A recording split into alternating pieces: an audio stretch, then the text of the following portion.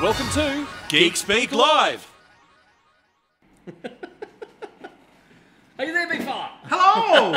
Hello! It is Good Friday, so cheers to that. Now, after recommendations last week, Ginge, as to people saying, why wasn't I drinking? I took your advice, and I'm drinking. Uh-oh. Yes. And by the way, Todd and Wade for Geek Speak yes, Live. this is my co-host with the absolute most. I don't know, most what? I don't know, but it's Good Friday Night Live. It is. Happy Easter break to everyone out there. I know we're all cooped up. Technically, we're not at home recording because my home is not big enough. We're in the middle of renovations, the wife and I, at the moment. If you notice any white dust on the shirt tonight, It's not illegal powder. No. It's literally, I've been sanding. We're doing our toilet area up. I know it sounds boring. People go, "Oh, what are you home renovating?" And you're like, "Yeah," and they're like, "Kitchen, bathroom." I'm like, "Toilet." Okay then. Our dunny needs a makeover. Great. So, yeah. Great. My beautiful wife's at home at the corking gun at the moment, doing all the filling all the gaps. The corking gun. Oh, okay. She's filling all the gaps, so I thought I'm getting the hell out of there because if I bend over with my plumber's crack, it'll be, filled. G'day to Craig. Hello, Craig. Thanks for watching, mate. So make sure you comment in there and say hi if you're watching tonight. If you've got any questions for us, we're going to be talking absolute rubbish. Any comic movie news? Let us know. Yes, you've got some stuff. Movie news, didn't you? Yes, we've got some stuff happening here. Firstly, we need to start with the big news. You're right there. You look like you're tired. We have the opportunity to buy the '66 Batmobile. Yeah, not my favourite Batmobile, No. but it's like I wouldn't pass up the opportunity to own one. A '66. It's classic. You know what I mean? And it does have the signature of Adam West and Burt Ward. This is a legit '66 Batmobile, Ginge. I think this is a replica. Okay. But it does have the signatures They've of signed. Adam West They've and signed Burt it. Ward. Yeah. Yeah. Okay. Do you want to know the price? Shoot. Tell me. Just over $110,000. Australian or US? US. 110. So pretty expensive in Australian dollars. Yeah, and whereabouts is it based, big fella? Missouri. Missouri. So kind of a long way away. We can't buy it. No. We can't buy it. But would it entice you to know that it has other signatures on the car? Other famous Batman? No. Ooh. Well, did you ever watch Weird Science or Breakfast Club? Yeah. The Hughes films? Yeah. Anthony Michael Hall has signed it. Where do I know his name from? Because he was from all those old movies. He was also in Edward Scissorhands as the bully.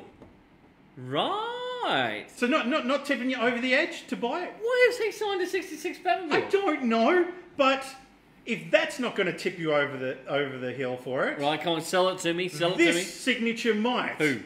Screech from Saved by the Bell. Saved by the Bell, Screech. I ain't buying that piece of shit car. Dustin Diamond has put his John Hancock on the car. Is that his actual name? Dustin Diamond. Yeah. Sounds like a male stripper name. Did you know that he did like celebrity boxing?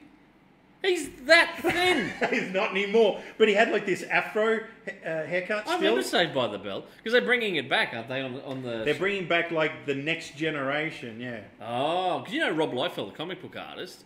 His wife, she's one of three. They're triplets, right? So of course she's one of three.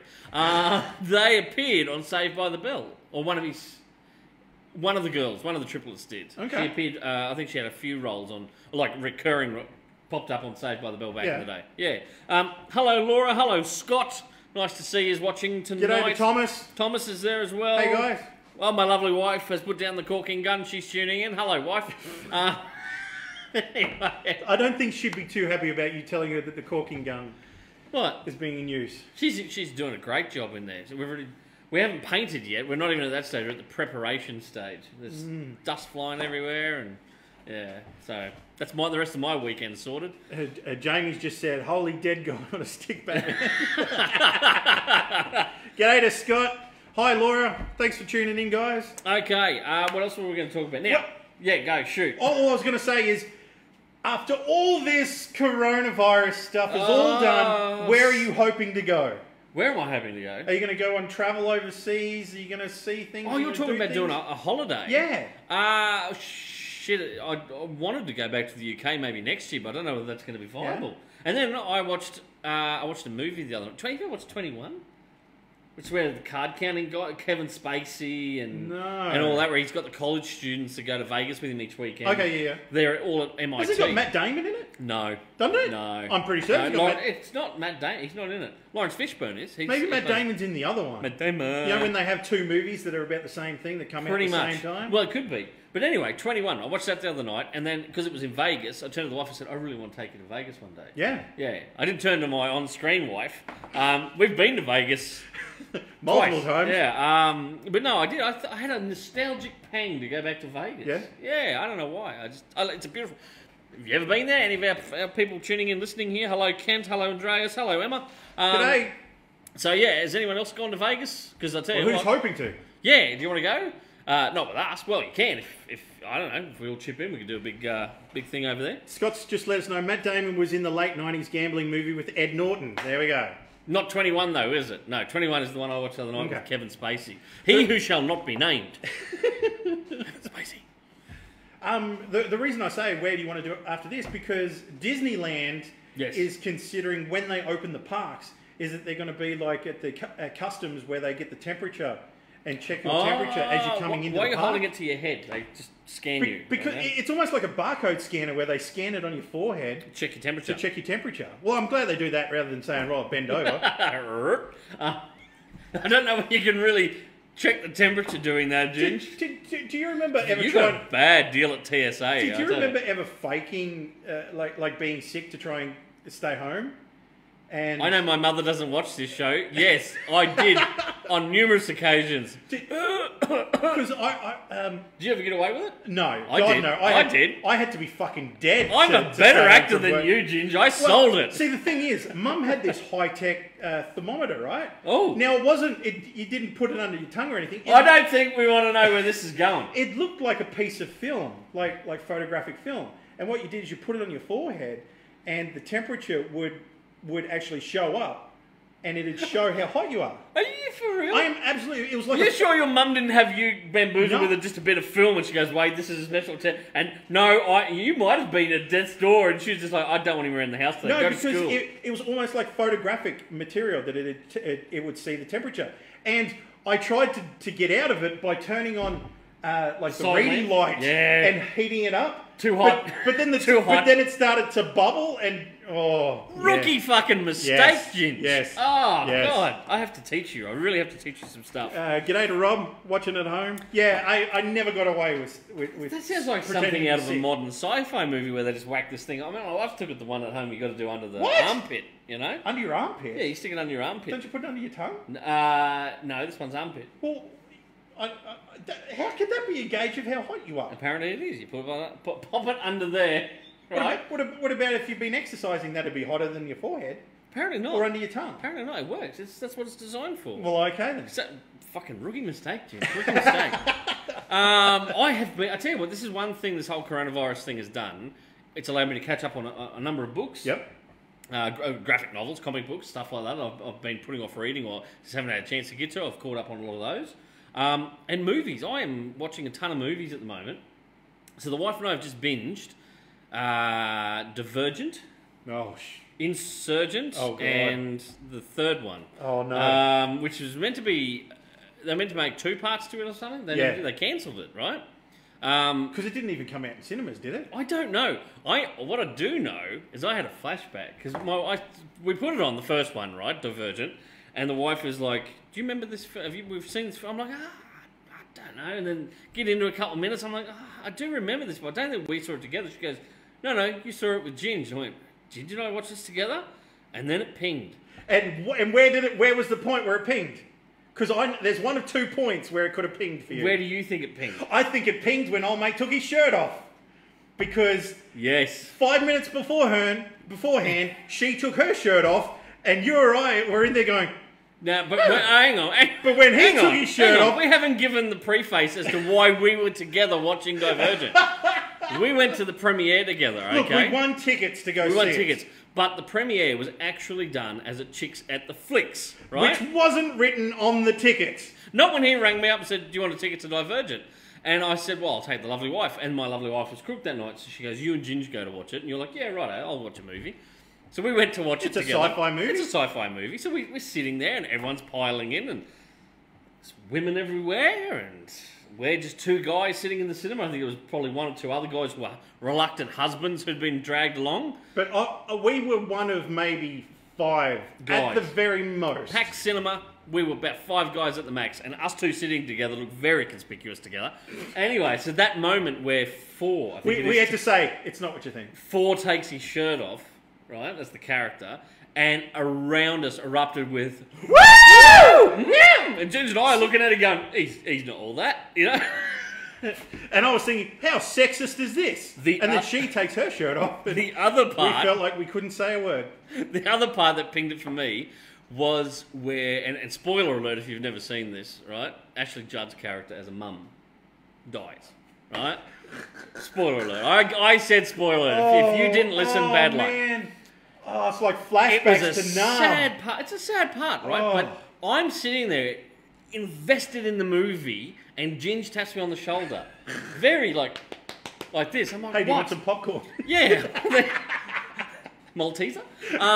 And I'm looking, and you've got this look of panic on your face, looking at me like and I'm like, what? And you've leant back, I've leant forward, and the girl beside you is bawling. I've got criers on my side, there's criers in tears, front. Full-on sobbing, bawling. Right, because this character has died, and Ginger's looking at me like, what do I do? And I'm just like, I'm trying to do the old, well, you were single at the time, put the old arm around, you know, just go, they're there. But you didn't, you were a gentleman, oh, right? God. We had criers all around us, and as soon as I saw that part of the movie again, I was just going, oh, I remember this movie now. Because we got to the end of it, walked out, and everyone's drying their eyes, all these women, and you and I were like, that was actually not a bad film. So and I was there going, geez, it was awfully dusty in that cinema tonight. Like someone else was bawling beside me. Like it was a little bit dusty. Hi Gary, hi Jeff, hi Rob. There's a bunch of people tuning in. Hey guys, here. thanks for tuning in tonight. But yeah, so we sat there, we binged those 3 films. Now, as I said, there was meant to be a 4th film. My wife's got the book series somewhere at home. Because weren't they planning to split it, like Split Lord it, of the Rings or like Harry Potter? Because they get outside of Chicago in it, like outside the walled city, and the idea is that, you know, they were then going to, without ruining it, at the end of the 3rd movie, Spoiler they alert. were meant to go back, they're like, we're going to go back and sort this, and it never happened. So it ends well enough, the 3rd film, that you go, okay. But I can see why people were disappointed. But apparently it didn't make a lot of money. So they just went, no 4th part, nyeh. Next. Talking about movies that didn't make a lot of money, the Valiant Comic Universe movie expansion. Not Bloodshot. Bloodshot. Yeah, but it came at the wrong time. It came out in the middle of coronavirus. It has been, the term they used is complete box office flop. Oh. But it was in the box office for all of, what, 2 days? Yeah. And no one was allowed to go to cinemas? Yeah. But what's happened is it's now streaming. And it has outperformed Birds of Prey. Really? On streaming platforms. I still haven't watched Birds of Prey. I'm so sorry. Like, I know there's going to be people watching tonight who are going to go, you haven't watched Birds of Prey? We just have not had a chance. Is it streaming for free now? It is. Well, yeah. Because I've got all the friggin' streaming services at home. I might as well sit and watch the bloody thing. I like Margot Robbie as an actress. I really do. I think she's fantastic. I'm glad that she's taken it upon herself to create her own production company and finding scripts for herself and making her own movies. Yeah. You know, like I, Tonya and such. Don't get me wrong. I'm not a big fan of that version of Harley Quinn. The new 52 version of Harley Quinn. I like classic Harley, you know, with the jester the animated costume. Series. Yes, the animated series. I love it. That's my version of Harley. And I tell you what, if you're looking for a fantastic book, and I would normally hold the book up right now and go read this comic, I am sold out until next week. It's sold like hotcakes. Oh, wow. And I always stuff his name up. He's a Croatian artist, Stepan Stejic, I think is how you pronounce it. Harleen from DC Comics, their Black Label book. I know I'm doing this because I don't have the book to hold up. It is phenomenal. We'll just superimpose it in post. He is my wife's favourite artist. Him and his wife Linda work together a bit. They've done a series called Sunstone that's come out through Image Comics. That is a phenomenal series. If you've never, it's an adulty kind of book. Talk to your local comic shop, and they will explain it to you if they don't have it on shelf. Some of them may be reluctant to put that book on shelf because, as I said, it's adult content, but really phenomenal. But his book called Harleen. You've got to pick it up. It's a hardcover. It's beautiful, oversized. It's that European format they're going for with a lot of the Black Label books from DC Comics at the moment. 2 thumbs up. This book is phenomenal. So check out. When I get more copies in, I'll try and show you some of the artwork. cool. And I'm doing this with my hands a lot tonight. I've got nothing there to put there. So G'day to Dan, watching at home. Also, Scott has said that they're currently watching the animated series. There's no other Harley. Way to go. actually, speaking of animated series, have you watched any of the Kaylee Kuko? Oh, the new one. That's like I don't think it's streaming over here. I've watched bits of it. Like, they've mashed episodes or cut episodes into 3 parts to put on YouTube. Yep. When I say they, not DC Comics, someone has done that. And I watched it, and it is not your dad's version of Harley Quinn. It is rough. There is so much swearing and stuff. It's quite well done. Yeah. And Diedrich Bader is back voicing Batman for it. Oh, cool. Yeah, the guy who voiced Batman in Batman Brave and the Bold. So if you get a chance, if you can get it full episodes, then let us know. Otherwise, you can watch bits and pieces of the episodes. Okay, cool. Yeah, all over YouTube. Okay. Yeah. While we're talking Harley Quinn. I'm part of a fan group on Facebook about the '89 Batman. Yes. And someone who I think they were born in the '90s. Yeah. Uploaded a photo of Jack Nicholson and Jerry Hall from that movie, right? Yes. And one of my all-time favourite Jokers, by the way. Jack Nicholson is the Joker. He will always be my favourite Joker. And they've said, was Jerry Hall playing a character that could have been Harley Quinn? And I've gone, you have no idea, do you? She was never created back then. She wasn't created. She was only created for Batman, the animated series. Yeah. So, 1989, the character wasn't... Not a thing. A thing. So just... I mean, yeah, hey, conspiracy theory, it probably... It could have happened in an alternate universe, but not in this one. Not in this universe. Actually, I just want to say, so we've got Gary Chaloner, the legendary Australian comic creator, tuning in. G'day, Gary. Love your work. That's 2 thumbs up. That's fantastic to see. Now, what do you want to mention when Ginge just said about the Batman, 1989 Batman? See these beautiful PVC statues we put on the table every week, right? These different, awesome. This is Thor, God of Thunder. Guess what they're releasing later this year, Ginge? Is it the Batman where he's on top of like the globe? They're doing a PVC Batman 89. It's going to be phenomenal. I'm so not going to have a lot of money at the end of this year. Pre-orders are being taken right now. I know our shop is doing it, Kaboom Comics in Toowoomba, so we're taking pre-orders. If you're a Batman 1989 fan, you've got to check this thing out. The silhouette just looks amazing. Oh, it's beautiful. The end of Batman 89, I still get chills as the camera pans up with him standing there and the gong? big gong or Liberty Bell. That's why my wife looks at me funny whenever we watch that movie, and I'm just sitting there going... We're sitting here like 2 half-open pocket knives. That is so Australian for you. Well, can I go back to the Valiant cinematic universe? Yeah, because Bloodshot was going to launch... They hoped that the Bloodshot was going to launch it. Yes. Didn't happen? Well, not going to happen? It's in limbo at the moment. The thing is, John Cena has been teasing the fact that he was going to play Exo Man of War. Oh. I mean, I always thought that character was pretty cool. I like John Cena. I always look, John Cena's a top bloke. I like him. I watched, I think we talked about it the other day, didn't we? Daddy's Home. I watched the first 2 of that, and John Cena rocks up in there. Is he? Yeah, he plays another dad. I wonder if this is on the back of John Cena being in the new Fast and Furious with Vin Diesel. Are they mates? And Vin Diesel went, hey, get my mate. Could have. Could have. I don't know. Well, he's very much not a fan of The Rock. Do you remember the 90s version of like Exo Man of War? They used to be everywhere. Those comics with the chromium covers. Oh yes. Well, back in the night. This will be for the young people watching won't understand. We had these shops like Overflow, Pick and Save, Lionel Lemon's Pick and Save. Yeah, They were discount clearance shops essentially. And you find them in most major towns or cities in Australia. And they'd buy stuff clearance and then just sell it for like $2, $3, whatever. And they used to have a bin of Valiant comics, Valiant acclaim comics from the 90s. You know, Solar, Man of the Atom, Turok, and of course Bloodshot. Remember that beautiful covered chromium? I remember going... You're making some weird fucking noises tonight, man.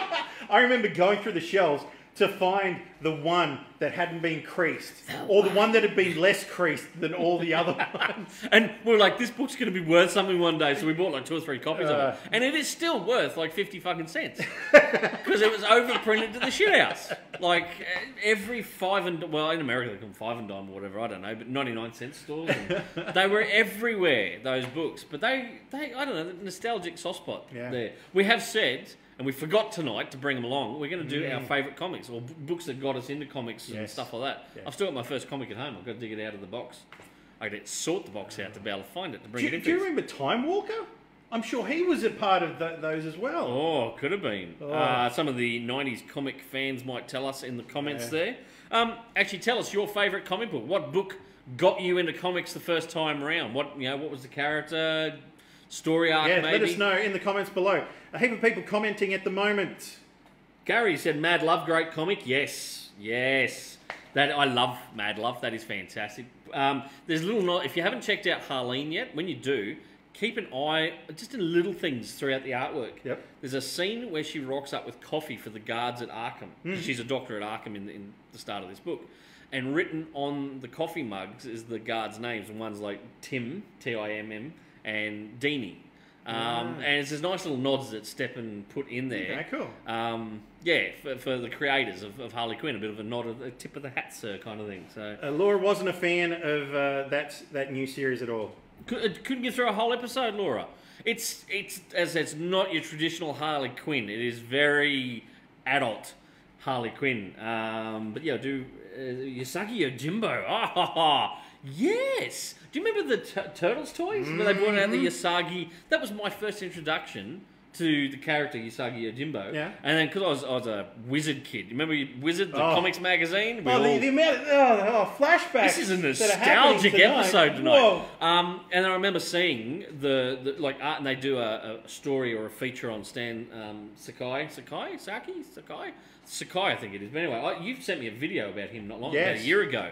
Phenomenal. When you actually learn his history, how he got into comics. It's on YouTube. We'll have to post a link somewhere. It was fantastic. But I remember flicking through, and then that's how I got to know more about Yasagi Yojimbo as the character, was through Wizard. It's how I found out a lot of things. About Mike Allred, some of the original guys from Image, some of their work. I found all that through Wizard. Wizard was a gateway to so many, it was a gateway drug. It kind of was. I'd get my comics from the local comic shop, or there was a book exchange here in Toowoomba. We had 2 comic shops at one stage, Top of the Range and then May's Book Exchange. And you were 2 camps, right? You got your books somewhere. For me, it was May's Book Exchange. Judy, if Judy is ever watching this, hand on heart, she was amazing. She got me so far into comic books collecting and everything else. And I've met a lot of mates who, through my shop now here in Toowoomba, those guys used to shop at Jude's as well, at May's Book Exchange. Or you had Top of the Range comic. It was owned by a Brisbane company. Okay. And they were always a little bit kind of, standoffish with customers. So I used to get my books at Jude's, May's, and then if I had money left over, I'd nip up the road to have a thumb through the back issues at Top of the Range and stuff like that. And then, on the way home, I'd always buy a copy of Wizard from the local newsagent. And I would pore over there. We were in high school. Yes. So it'd be study period, right? And everyone else is fucking studying shit it's going to get them through life, you know? No. Let's put it in perspective. 15-year-old boys were looking through magazines, looking at stick magazines. We were looking at Wizard. And getting really, oh my God, look at the making the same sound effects. Look at the Bloodshot Zero, Jim. Oh my God. Connor Hawke is the only Green Arrow. Fuck oath, I will stand by that. I love Connor Hawke. But anyway, Oliver Queen first, then Connor Hawke, thank you. Right? I loved those 90s. Kyle Rayner as Green Lantern. Yeah. Wally West, he's still my favourite Flash as Wally West. Yep. And I love Dick Grayson becoming Nightwing and all that kind of stuff. So there was... That was a special time for us, poring over those Wizard magazines. And it opened the door to so many other characters that I would then go and hunt out, or I'd see in a shop, like things like Hellboy. I wouldn't have known friggin' Hellboy until I actually looked at, at Wizard and gone, who's Mike Mignola? And I went, oh, this is awesome, I like this stuff. So that's what got me into comics. Cool. Here I am, flash forward, what was that, nearly 30 years ago, right? God, I feel old. And I run a comic shop, so maybe if I had have actually put my head in the books and studied something, I would be rich and famous today instead of owning a comic book store. Well, you wouldn't be married to your wife, who Gen 13 is what got her into comics. It was, and actually we have bought some Gen 13 stuff together, just for nostalgic reasons for Danny. Yeah. Not that she bought them through me. She bought them in Brisbane. She's a Brisbane girl. We met years later. She came into my shop here in Toowoomba, and Geek Romance, we fell in love and now married. We'll catch up on some comments of people that have made on the post. Gary said Paul Galassy's Master of Kung Fu. I love Paul Galassi. His stuff that he did in Batman as well. Actually, here's the thing for you, Gary. I used a piece of Paul Galassi art on our Easter sign on the front door of the shop this weekend. It was a Paul Galassi piece of Batman, Catwoman together. So, yeah, he's always been a favourite artist of mine too. G'day to Lynn watching at home. Hello, Lynn. That's my mother-in-law, Lynn. Hello, Lynn. We are apart. It looks deceiving. It's a metre and a half apart. Look, see, we can't touch hands. See? No. See? See? See? We can't.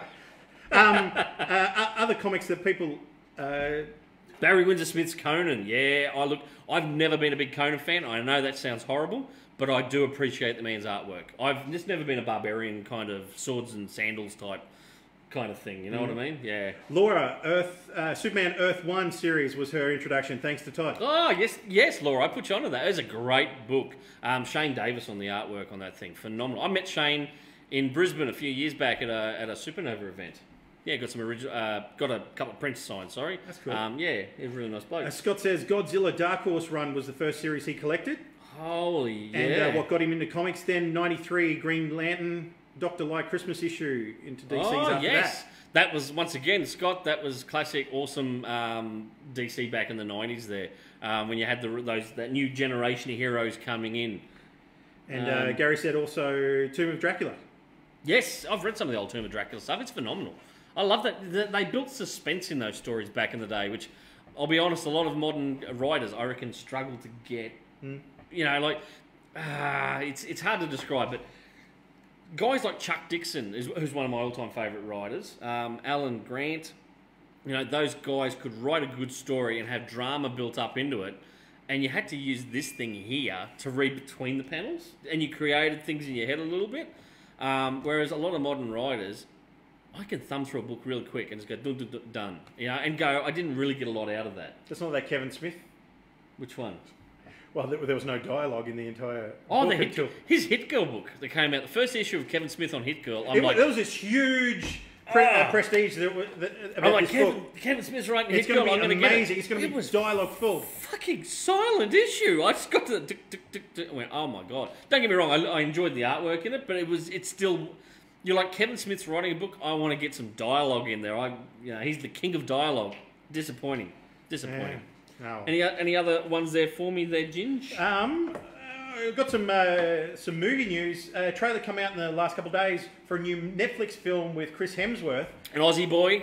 And it sounds like he's keeping his Australian accent in this movie. I hadn't seen it till before the show. Ginge got me to watch the trailer. It's called... Extraction? Yeah, it's a Netflix movie. Coming to Netflix when? The 24th of April. Ooh, so not that far off. So not too far away. And I watched the trailer. It looks phenomenal. It's also got our mate that just played Hellboy in the latest Hellboy movie, David Harbour.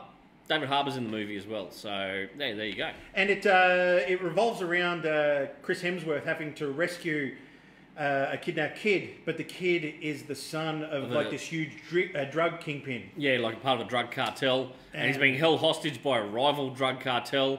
And so he's got to go in and get proof of life and all that kind of stuff, and then the job goes south. And it seems like the entire city is hell-bent on not letting them escape. So if you're a Chris Hemsworth fan, God, I've got to have another whiskey. You're going to love this film, because he looks phenomenal in it. I love him acting. I think he's, as Molly Meldrum used to say, do yourself a favour and check out. And if you liked Endgame, the Russo brothers, Joe Russo has written this film. And the stuntman... Do you say Russo or Russo? I always say Russo. I don't know. Column A, column B. I'm doing very Russo brothers, and you're very like Australian. Russo brothers. The guy that's directing it has been a stuntman in all of the Russo brother films. Russo. All the Russo brother films.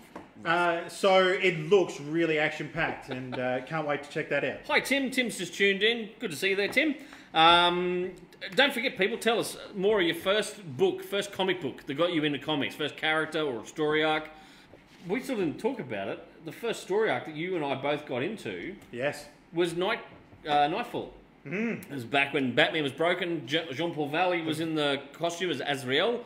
The very last episode. You come to school. This is the thing, right? I've been retailing comics now for 17 years. All because of this man right here. He bought the first comic book that got me. I'd read comics as a kid. My older brother used to steal my older brother Kent if he's watching. Yeah, Kent used to steal your books. Kent used to read Ren and Stimpy, Hot Stuff, Richie Rich. Those kind of the Harvey Comics characters. Yep. I used to read through those. So not the real comics. Oh, he loved that. Uncle Scrooge. Kent was a big Uncle Scrooge fan, and Looney Tunes. So I used to read all that kind of stuff as a kid, and I never just went, oh, I'm a comics fan, right? I just went, oh, it's something to do. And then you come to school one day, we're in grade 8, and you went, I bought this comic, read this. I'm like, oh, comic. Are we going to age ourselves by saying the date? 1994. 1994 when we were in high school, yeah, at grade 8. So that's how old we are. I'm flicking through, I'm reading going, that was really cool. So that afternoon, I had to go with Mum to do some shopping. We're going past the newsagent at the shopping centre. I said to Mum, can I nip in and grab a comic? And Mum's like, he wants to read more books. Fantastic, go, buy yourself some stuff. And not that I was a reluctant reader, I think I'd read the household out. Everything, because Mum had trouble keeping enough books up to my younger sister and I. My 2 older brothers, not massive readers, but my sister and I, huge. I used to get in trouble for reading the frigging back of the cereal box. I had to have something to read over breakfast. I'd flip through the paper from the day before. Mum would be like, don't read the newspaper at the table. Have your breakfast instead. So anyway, when she saw that I wanted to get comics, she's like, yeah, go nuts.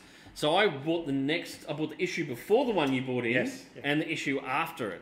And so I've gone that night, read them, and come into school and they're saying, here, dude, read these. I kept going ahead with comics. You didn't. You kind of... Well, see, there was this thing called money that I didn't have. So I kept going with it, though. And then I was only getting Batman. And I remember a kid. I was buying them at the news agency. Go in every week. I was at the big box stores buying the 50 cent out of the tray. That was like 4 years old. I was still grabbing... so you go with 1 week it'd be Shadow of the Bat. 1 week it'd be Detective. Shadow of the Batman. Bat. I used to have it down to there was a pattern that it used to come out to, and I'd have it down pat. I still remember it. It would be Batman, Shadow of the Bat, Detective Comics, Robin. So that was my little mantra, how I remembered which week of the month it was for the books coming out, right? And then it used to really fuck me when it was a 5th week, and there'd be an annual would come out, right? I'd be like... Because they were always a thicker book, too. Yeah, annuals, yeah, they were dearer. But that's how I got into it, and I used to buy them through news agencies, and then one day this other kid, I think he was a grade higher than us, Matthew McHugh at school said to me one day, he goes, there's a comic shop in town. And I'm like, ping! The fucking light went on. I'm like, where is this magical place you describe? And it was top of the range comics, and I walked in there, and do you remember Legends of the Dark Knight? Yes. When that launched, right? There are so many comics. There was 4 or 5 copies of that book with all different and I didn't know. I was a novice at the time, a noob, right? So I've gone into this comic shop and I've gone, Legends of Batman, Legends of the Dark Knight. I like Batman. I'll buy the blue cover because it must be part 1. Not realising, no, I'll grab the blue and I'll grab the yellow and the pink, right? Because they must be all different issues. And I got home, I read the blue one, that's pretty fucking good. Open the pink one, that's the same fucking comic. Open the yellow, they'd printed like 4 or 5 different colour covers. So I had, and I covers. I felt, and the guy behind the counter didn't tell me, right? He never just went, hey, kid, that's actually the same comic. You're actually buying, do you want to buy the same comic 3 or 4 times? And I would have gone, oh, no. I'll take the blue cover. Yeah, and I'll buy some other cool shit. No, motherfucker didn't tell me, did he? So anyway, I felt a little bit jaded for a week or 2 after that, and I didn't go back to that shop. And then another guy at school goes, I'll go down to May's Book Exchange. That's where we get our comics. And I went, oh. Once again, light went ping. And Jude was phenomenal. I used to go down, put my orders through the previews magazine. You used to have to put your order number beside the image in previews. So I can't even remember my number back then. And then she'd order the books in and you go in and pick them up. I used to go down every single week, right through until after I graduated high school. So even in senior year, when everyone's freaking out about friggin', careers and stuff like that, and then the big exams, and everyone else is like, are you cramming for your exam? And I'm reading comics going, I'm cramming the DC Universe history. You're like, oh my god, Rush Hour Goon's going to take it. So, as you can see, I've wasted my life. No, wasted or invested? I turned a hobby into a business, and I haven't looked back 17 years ago. So it's just amazing, those nostalgic things that get you into something like that. So the thing is, let's say if you had to close the shop up, Yep. I don't think you would be able to go to another shop and buy comics because it's been ruined for you. Oh, I'd never be able to set foot in another. Like, even when I'm overseas, I will go in other shops, but I'm doing research. You're checking out the way they've laid the shop Yeah, out, we just did what it they've ordered. over Christmas when we were in the UK. The wife and I in Scotland. We spent Christmas in Scotland, and we were going every town we go into, every city, you know, London and all that. And London was so disappointing this time because this is my third trip to London, and the comic shops are shutting. You know, there's getting less and less cool comic shops over there. One of the greatest comic shops I'd ever set foot in back in the day, Orbital Comics, doesn't do new release comics at all anymore. It's just back issues and that was a bit heartbreaking. But Forbidden Planet had just opened a massive, big, new two-story shop in Glasgow, which was phenomenal to go. It had only been open a couple of weeks. But I still go in and check comic shops out whenever I travel, be it around Australia, New Zealand, overseas. The US, we went into a couple over there in the US. Yep. I've been to Golden Apple. We went to Meltdown before it shut. Well, a couple of years before it shut, obviously. Who else have we been to? I've been doing a spring clean. Have you? Fuck, I've seen your house. And I found some of the That's a big job. some of the comic shop business cards that I collected in New York that I was meant to give to you. Yeah, great. So That's a couple of years ago. You never gave them to me. I'll do that. Useless. I've had mates leave Kaboom cards at Midtown Comics and stuff like that. So whenever they've travelled overseas, they've gone, can we get some of your business cards? And they've left Kaboom cards overseas. Okay. So, yeah. And then they're just going, put that in there. Yeah, rip. Kaboom Comics, never heard of them. So that was the worst American accent I've ever done. I don't know. Actually, no, I've done some pretty bad ones. Any other questions for us, Ginge? Anyone? Just say good day to everyone that's watching at home. Tim is watching. There you go. Jamie said, I had moved away from comics for years, and just passing by one day, my son walked into Kaboom, and it's inspired me to get back into comics. Oh, thank you, Jamie. Fantastic. I'm glad we could get you back into books, man. I hear that from a few people, though. You know, lapsed comic readers, haven't read a book in years. They come in, and I always treat every customer as it could be their first comic. They might not be familiar with comics. So we don't do that snobby thing behind the counter of, oh, you don't know what's going on at Marvel right now with Empire. Well, you're not one of us, right? I don't know why I've done it in a bad British... No one knows what's happening at Marvel at the moment. No, but we always try and work people through and go, what's your favourite character? What do you like on TV? Favourite cartoons? Stuff like that. Especially when parents are trying to get their kids into comics. Because they'll come in half the time without the kids first. It's suss the store out and they go, oh, it's a pretty store and it's well lit. And, you know, and the guy behind the counter is not too creepy, thankfully. Bet you. And so we always walk them through it and go, do you know what your son or your daughter's into? I'll be honest though, it's easier to point comics out for young girls to get into. There's so much cool stuff out at the moment. It's harder to get a young guy into comics. Okay. Even though boys are reluctant readers and comics are fantastic for them, there's the big companies, apart from like, well, IDW is printing some Marvel hero stuff at the moment, Avengers. John Somerviva, the Aussie artist, he was the artist on the IDW Marvel action series, right? So they do that kind of well.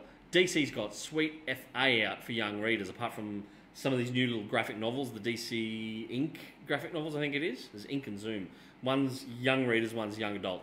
And they're not great books. I need to see the companies bring out more, you know, like the Batman the Animated Series, or even just a Batman. It doesn't have to be cartoony. Just do a cool Batman that's not too dark and brooding and doesn't have rape and heaps of drugs and stuff in it. I'd like to be able to pick a comic up off the shelf and say to people, you know, your kid wants to read Batman, here's a fantastic Batman book that's not too dark, not too grim and gritty. That's how we got into it. And it's a one-shot. Oh, give me some more one-and-dones, please. God, if any publishers ever listen to this, and I know there's a chorus of retailers saying it to the publishers constantly, give us more done-in-ones. That's the kind of stuff that got us into different characters. You'd pick up a done-in one of a Flash and just go, that was a cool Flash story. And then you become a Flash fan from it, or Green Lantern, or Spider-Man, and stuff like that. But that's going back around. We treat every customer that comes in at Kaboom like it could be their first time reading a comic, and so we don't want to be snooty and go, "You've never read a comic." We want to be cool. Welcome to the world of comics. This is going to blow, you know, your socks off when you get deep into this thing. And I guess it's a bit like selling drugs. You know, you got to get them with that first hook. Comics will rot your mind, though. Nothing else. The comic is free. Smith, Wade's watching at home. Hello, Smithy. One of my favourite customers at Kaboom, actually, Mr. Smith. He always gives me a bit of G up whenever he comes in. So it's good to see you're tuning in tonight, Smithy. And yes, I got your message. I've got those books on order for you. Smithy's finally getting around with the whole coronavirus. I love it. There's no new comics coming out. So guys like my mate Smithy there, He's going, shit, I'm going to wrap up some of my trade runs that Good. I've tapered off. So he's getting the rest of his Walking Dead to finish that series off. So thanks, Mr. Smith, for supporting your local comic book store. We appreciate it. And if you, no matter where you are in Australia or around the world, if you're watching this, go to your local comic book shop and support them. Now's the time to grab some books. There are some phenomenal shops around Australia. You've got All Star down in Melbourne. Now, those guys are struggling to get their books online. They don't normally have an online presence, but they are taking orders over the phone right now and shipping stuff out. You've got King's Comics. They're getting ready to unveil they were meant to have their big new unveiling of their new shop in Sydney, and coronavirus has put that whole thing on hold. But just the little snippets we've seen and things we're hearing, that new King's Comics store, when it does open, is going to be phenomenal. Cool. They've got something like 40,000 back issues they're going to have. I think it's on the second floor in there or something like that. They're going to have this whole section of just back issues. They have stuff in the warehouse, and they're doing little pictures every now and then of warehouse finds, some sets and stuff. Looks phenomenal. The guys at Comics Etc. in Brisbane are doing sales at the moment. They're also doing live Facebook shows throughout the week, or Instagram shows around the shop showing you.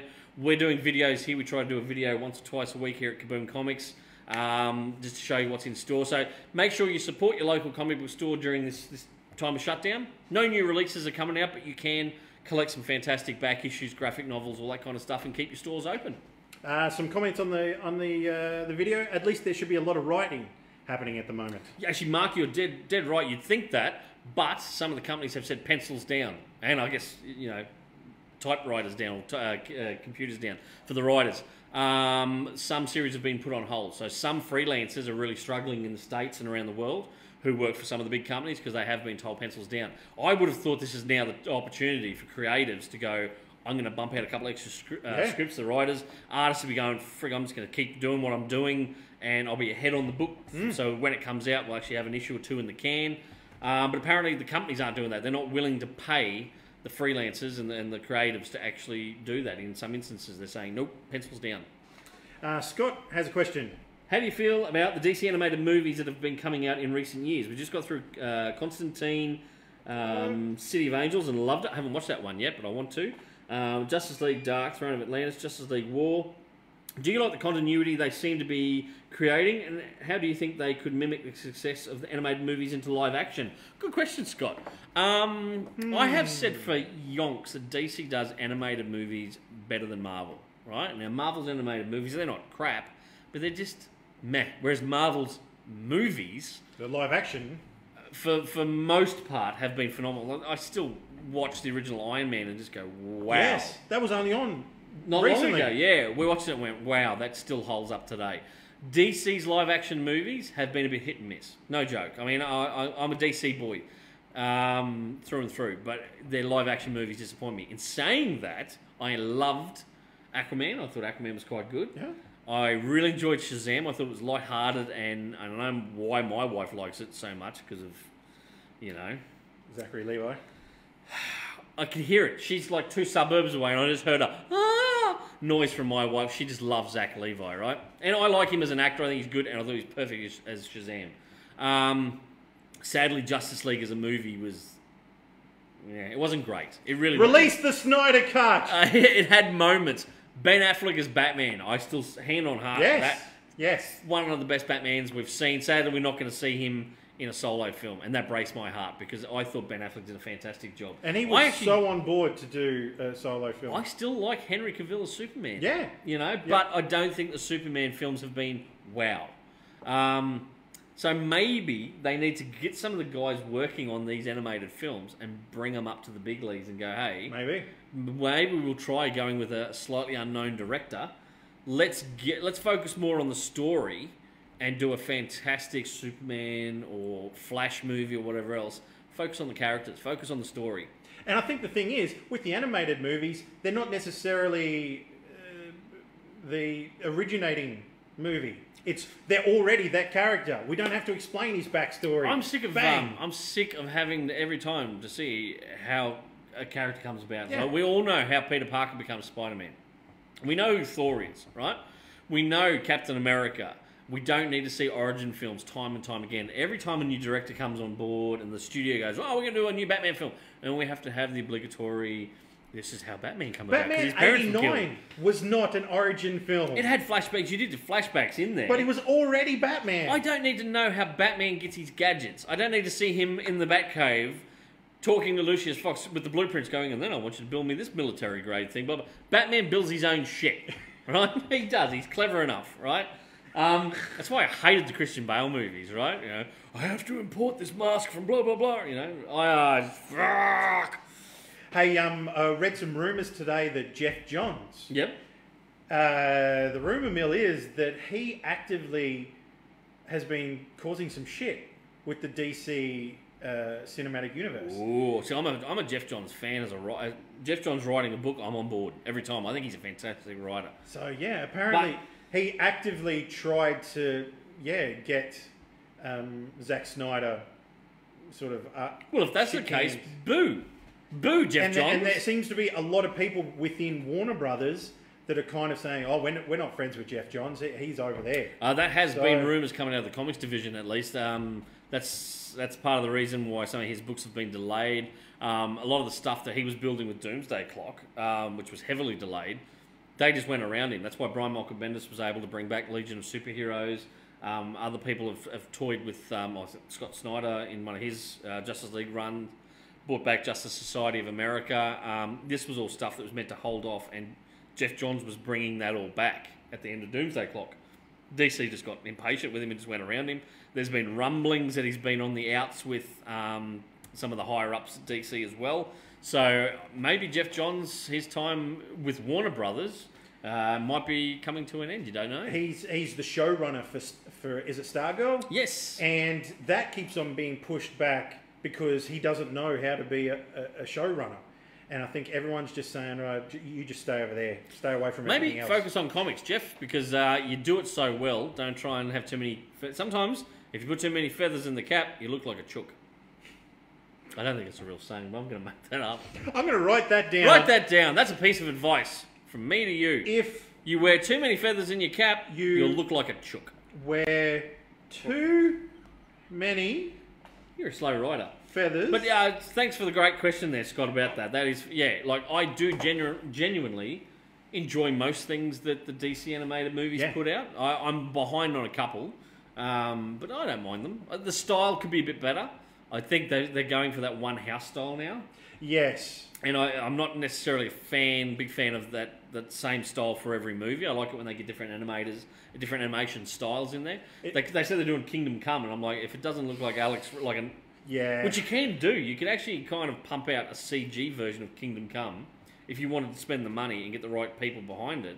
I would watch the hell out of that, as long as it looks, reasonably a lot like Alex Ross's work. The problem is, I don't think they want to spend the money. Oh no! No studio at the moment wants to, because they're in this world of they want to take the minimal risk because they're so worried about streaming services and people pirating stuff and. No one's going to cinemas at the moment, well, especially now with coronavirus, but even before that, cinema numbers were dropping off. You talk to most... We hadn't gone to a movie most of last year. AMC is talking about going bankrupt. AMC Cinemas in America. Walking Dead, no. AMC Cinemas. Oh, okay. I was going to say the mob are talking about they're going to have to file for bankruptcy. Really? That's bad. That's not good. That's not good at all. There's going to be there's a lot of comic shops around the world shutting at the moment, and there's a lot of them saying, "Oh, they're shut because of coronavirus." But a lot of them are saying we won't come back from it. I'm guessing that probably is the same with cinema chains, retail. There's probably chunks of record stores and stuff like that too that might go to the wall. It's a dangerous, scary time at the moment. I don't want to finish on a low note tonight. Bring something back up. If people that may have watched us in the past know that I went to America and spent some time with film crews in America. You did. Now, take me with you. If you've ever watched the TV show Shot in the Dark, I went and hung out with some of those guys. Now, just ignore me for a second. People who are fans of the Shot in the Dark TV show have been calling for a second season ever since the first season was released. Yeah. This week, Scott, the bloke who went and hung out with in America, made a video saying that Netflix are very interested at doing a second season. And as soon as this whole coronavirus thing is all done, we're in. Really? So it's either going to be called Shot in the Dark 2 or a different production company is going to make essentially Shot in the Dark 2 or Are you going to go over something for it? else. Well, last time they did it, they shot for 12 months before they released it. Yeah. So there's plenty of time for me to go over and hang out with them and be a Do part it. of it. Ginge was there the night that the Trump orange, star. orange, yeah, Orange Oompa Loompa Trump, the night his star got Yes. smashed up on Hollywood Walk of Fame. Yes. You were there. You filmed it. I filmed it, and I've got a little bit of the star at home. You smuggled it back across with you. Smuggled did it across. I did pick up the brass U from Trump, and I thought, no, I better not take that. So I gave it to Scott. So, probably shouldn't say that. But I've got a little piece of the granite from the star. Was that the same trip you shot on Universal Backlot? Was that the trip before? That was the trip before. You actually done a little short film. Yeah. This man here has shot at the Universal Studios Backlot. Yes, it was the Same actual... street where Desperate Housewives is filmed. Was filmed. It's not there anymore. I wasn't going to say that. I was going to say that the set that I filmed at was the Addams Family house from back in the day. Oh, really? The actual Addams Family from the TV show, not from the movie. Yep. But it was amazing to be actually filming on such history. I think Abbott and Costello also filmed in that house as well. Really? It was so cool. Yeah, So you didn't cool. have me with you. You went over there without me that trip. And the whole thing about me wanting to do it was, finally going to get a short film with American accents. Yep. To And it was a broaden silent film. we had to do silent film. Which would have been stuffed if I was there, because, I can't be silent for a minute. But chewing on the furniture might have... On the scenery? No? What are you saying? What are you saying? We've done so many award-winning short films together. What are you saying? That's the end of our friendship. We'll always be friends, we just won't work together. There's a distance between us. It's 2 meters. There's a gap. There's a gap. There's a gap. It's was it forced perspective? You don't have to worry. You won't die of coronavirus, because I'm going to hit you with a baseball bat as soon as we get off air. It's forced something. Ladies and gentlemen, thank you for tuning in tonight to Geek Speak Live. Thank you very much. We're loving being back behind the mics and doing this stuff, hey? This is... Let us know in the comments stuff you want to see for next week. Hopefully next Friday. hopefully you've enjoyed the show. If there's stuff you want us to talk about next week, or even through the week, send us a message on the Geek Speak page and say, hey guys, how about this, or bring this up, or whatever else, and we'll try and do it. Because we're here to entertain you. Thanks for the love hearts and the smiley faces and the comments. Did you get love hearts? Well, yeah, one just popped up. A love heart just popped up. Oh, thank you to whoever did the love hearts. Yeah. That's fantastic. Stay safe over Easter. I know we can't travel anywhere. Well, you're not meant to. If you're thinking about it, stay at home. But I hope you have a... Hashtag stay at home. Hashtag... What was that? But that's the hashtag. Is it? That's the hash. Hashtag stay at home. Stay safe. Enjoy time with your family. This is the perfect time. You're locked in close quarters with your family. Now's the time to enjoy it. Don't kill them. This has been my co-host with the most. Wade Ginge. Thompson. I've been Todd. I am Todd Bailey. I've been many things tonight. Sober's not one of them. We will see you next time here on Geek Speak Live. Stay geeky. Bye. Bye.